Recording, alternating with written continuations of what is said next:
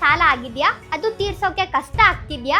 ಹಾಗಾದ್ರೆ ಈ ವಿಡಿಯೋವನ್ನ ಕೊನೆವರೆಗೂ ನೋಡಿ. ಯಾಕಂದ್ರೆ ರೈತರ ಸಾಲ ಮನ್ನಾ ಬಗ್ಗೆ ಮತ್ತೊಮ್ಮೆ ಚರ್ಚೆ ಜೋರಾಗಿದೆ. ಆದರೆ ಇಲ್ಲಿ ಒಂದು ಮುಖ್ಯ ಪ್ರಶ್ನೆ ಇದೆ. ನಿಜವಾಗಿಯೂ ಎಲ್ಲ ರೈತರ ಸಾಲ ಮನ್ನಾ ಆಗುತ್ತಾ? ಯಾರಿಗೆ ಈ ಪ್ರಯೋಜನ ಸಿಗಬಹುದು?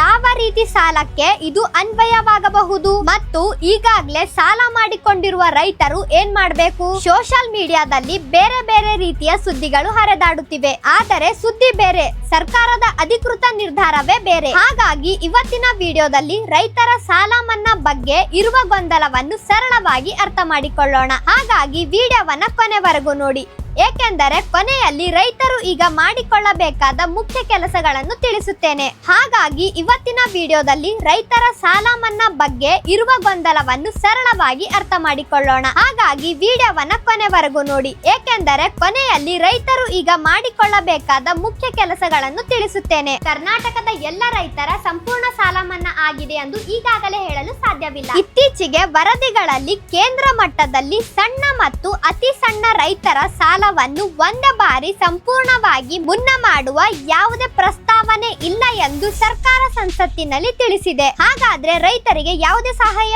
ಇಲ್ಲವಾ? ಹಾಗಲ್ಲ. ರೈತರಿಗೆ ಸಾಲದ ಸಮಸ್ಯೆ ಎದುರಾದಾಗ ಸರ್ಕಾರದ ವಿವಿಧ ಕ್ರೆಡಿಟ್ ಸಪೋರ್ಟ್, ಕ್ರಾಪ್ ಇನ್ಶೂರೆನ್ಸ್ ಮತ್ತು ಕೃಷಿ ಸಾಲದ ವ್ಯವಸ್ಥೆಗಳ ಮೂಲಕ ಸಹಾಯ ನೀಡುವ ಕ್ರಮಗಳಿವೆ. ಉದಾಹರಣೆಗೆ ಕಿಸಾನ್ ಕ್ರೆಡಿಟ್ ಕಾರ್ಡ್ ಅಂದರೆ ಕೆಸಿಸಿ ಮೂಲಕ ರೈತರಿಗೆ ಕೃಷಿ ಸಾಲದ ಸೌಲಭ್ಯ ಒದಗಿಸುವ ವ್ಯವಸ್ಥೆ ಮುಂದುವರಿಯಲಿದೆ. 2026ರ ಕೇಂದ್ರದ ಮಾಹಿತಿಯ ಪ್ರಕಾರ ಕೆಸಿಸಿ ಕವರೇಜ್ ಮತ್ತು ಡಿಜಿಟಲ್ ಇನ್ಶೂರೆನ್ಸ್ ಹೆಚ್ಚಿಸುವ ಕ್ರಮಗಳು ಕೈಗೊಳ್ಳಲಾಗಿದೆ. ಇಲ್ಲಿ ರೈತರು ಒಂದು ವಿಷಯ ಅರ್ಥ ಮಾಡಿಕೊಳ್ಳಬೇಕು. ಸಾಲ ಮನ್ನಾ ಮತ್ತು ಕೃಷಿ ಸಾಲದ ಸೌಲಭ್ಯ ಎರಡು ಒಂದೇ ಅಲ್ಲ. ಸಾಲ ಮನ್ನಾ ಅಂದರೆ ಅರ್ಹವಾದ ಸಾಲದ ಮೊತ್ತವನ್ನು ಸರ್ಕಾರದ ನಿರ್ದಿಷ್ಟ ಯೋಜನೆಯಡಿ ಮುನ್ನಾ ಮಾಡುವುದು. ಆದರೆ ಕೆಸಿಸಿ ಅಥವಾ ಇತರ ಕೃಷಿ ಸಾಲದ ಸೌಲಭ್ಯ ಆದ್ರೆ ರೈತರಿಗೆ ಕೃಷಿ ಚಟುವಟಿಕೆಗಳಿಗೆ ಸಾಲದ ಎಕ್ಸೆಸ್ ಸಿಗುವುದು. ಹಾಗಾಗಿ ಯಾರಾದರೂ ಎಲ್ಲಾ ರೈತರ 50,000, 1 ಲಕ್ಷ, 2 ಲಕ್ಷ ಸಾಲ ಮನ್ನಾ ಆಗಿದೆ ಎಂದು ಹೇಳಿದರೆ ಕೂಡಲೇ ನಂಬಬೇಡಿ. ಯಾವ ಸರ್ಕಾರ, ಯಾವ ಯೋಜನೆ, ಯಾವ ಸಾಲ, ಯಾವ ದಿನಾಂಕದವರೆಗೆ ಪಡೆದ ಸಾಲ, ಯಾರಿಗೆ ಅರ್ಹತೆ, ಈ ಎಲ್ಲಾ ಪ್ರಶ್ನೆಗಳಿಗೆ ಉತ್ತರ ಇರಬೇಕು. ಹಾಗಾದ್ರೆ ರೈತರು ಈಗ ಏನ್ ಮಾಡ್ಬೇಕು?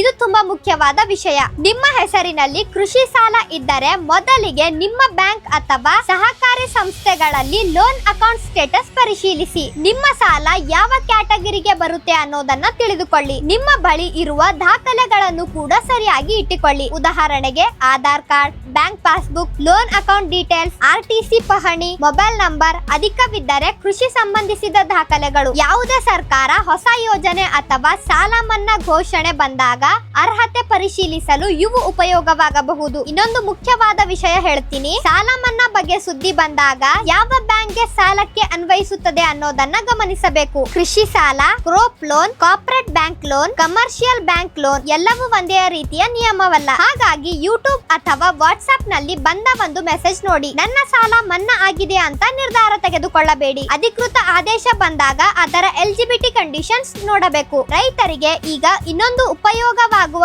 ಮಾಹಿತಿ ಹೇಳ್ತೀನಿ. ಸಾಲ ಮನ್ನಾ ಮಾತ್ರವಲ್ಲದೆ ರೈತರಿಗೆ ಬೆಳೆ ವಿಮೆ ಕೂಡ ಬಹಳ ಮುಖ್ಯ. ಉದಾಹರಣೆಗೆ ಕರ್ನಾಟಕದ ಕೆಲವು ಜಿಲ್ಲೆಗಳಲ್ಲಿ 2026-27 ಮುಂಗಾರರ ಹಂಗಾಮಿನ ಬೆಳೆ ವಿಮೆ ನೋಂದಣಿ ಪ್ರಕ್ರಿಯೆ ಆರಂಭವಾಗಿತ್ತು. ಕೆಲವು ಕಡೆ ಡೆಡ್ ಲೈನ್ ಕೂಡ ನಿಗದಿಪಡಿಸಲಾಗಿದೆ. ಆದ್ದರಿಂದ ನಿಮ್ಮ ಜಿಲ್ಲೆಗೆ ಬೆಳೆ ವಿಮೆ ನೋಂದಣಿಗೆ ಕೊನೆಯ ದಿನಾಂಕ ಏನು ಅನ್ನೋದನ್ನ ಕೃಷಿ ಇಲಾಖೆ ಅಥವಾ ಅಧಿಕೃತ ಪೋರ್ಟಲ್ ಮೂಲಕವೇ ಪರಿಶೀಲಿಸಿಕೊಳ್ಳುವುದು ಉತ್ತಮ. ಅಂದರೆ ರೈತರು ಸಾಲ ಮನ್ನಾ ಸುದ್ದಿಗಾಗಿ ಮಾತ್ರ ಕಾಯದೆ ತಮಗೆ ಲಭ್ಯವಿರುವ ಬೆಳೆ ವಿಮೆ, ಕೆಸಿಸಿ ಮತ್ತು ಇತರ ಕೃಷಿ ಸೌಲಭ್ಯಗಳು ಪರಿಶೀಲಿಸಿಕೊಳ್ಳಬೇಕು. ಈ ತಪ್ಪು ಮಾತ್ರ ಮಾಡಬೇಡಿ. ಸಾಲ ಮನ್ನಾ ಆಗುತ್ತೆ ಅಂತ ಯಾರಾದ್ರೂ ಹೇಳಿದರೆ ಸಾಲದ ಕಂತು ಕಟ್ಟಬೇಡಿ. ಅಂತಹ ಸ್ವಂತ ನಿರ್ಧಾರ ತೆಗೆದುಕೊಳ್ಳಬೇಡಿ. ಯಾವುದೇ ಅಧಿಕೃತ ವೇವರ್ ಆರ್ಡರ್ ಇಲ್ಲದೆ ರೀಪೇಮೆಂಟ್ ನಿಲ್ಲಿಸಿದರೆ ಮುಂದೆ ಬಡ್ಡಿ, ಓವರ್ ಡ್ಯೂ ಅಥವಾ ಕ್ರೆಡಿಟ್ ರಿಲೇಟೆಡ್ ಸಮಸ್ಯೆಗಳು ಬರಬಹುದು. ಆದ್ದರಿಂದ ನಿಮ್ಮ ಬ್ಯಾಂಕ್ ನಲ್ಲಿ ನಿಮ್ಮ ಲೋನ್ ಸ್ಟೇಟಸ್ ಏನಂತ ಮೊದಲು ತಿಳಿದುಕೊಳ್ಳಿ. ಸರ್ಕಾರದಿಂದ ಅಧಿಕೃತ ಸಾಲ ಮನ್ನಾ ಘೋಷಣೆ ಬಂದರೆ ಮಾತ್ರ ಅದರ ನಿಯಮಗಳ ಪ್ರಕಾರ ಮುಂದುವರೆಯಿರಿ. ಹಾಗಾದ್ರೆ ಇವತ್ತಿನ ಮಾಹಿತಿ ಕ್ವಿಕ್ ಆಗಿ ನೋಡೋಣ. 1.